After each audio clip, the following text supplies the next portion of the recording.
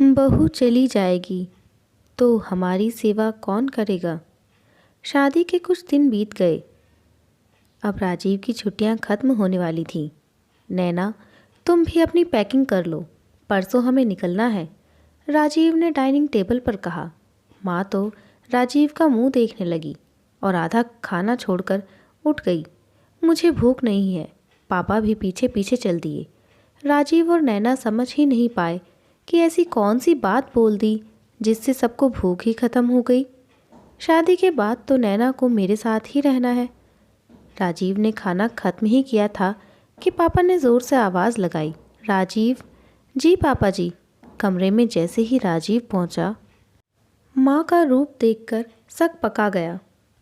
क्या हुआ माँ? हमसे पूछे बिना तुमने बहू को साथ ले जाने का प्लान कैसे बना लिया? माँ बोली।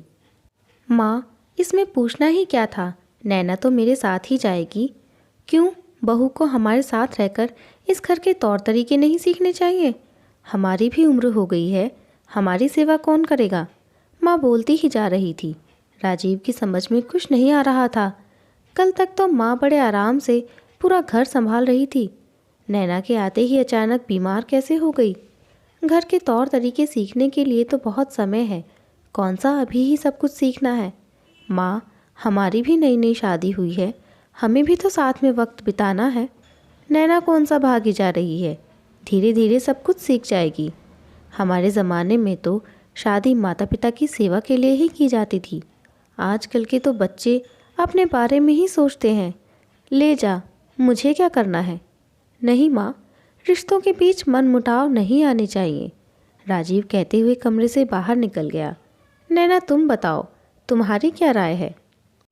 राजीव, अगली बार मैं तुम्हारे साथ चलूँगी, मुझे भी मम्मी पापा के साथ थोड़ा वक्त बिताना चाहिए।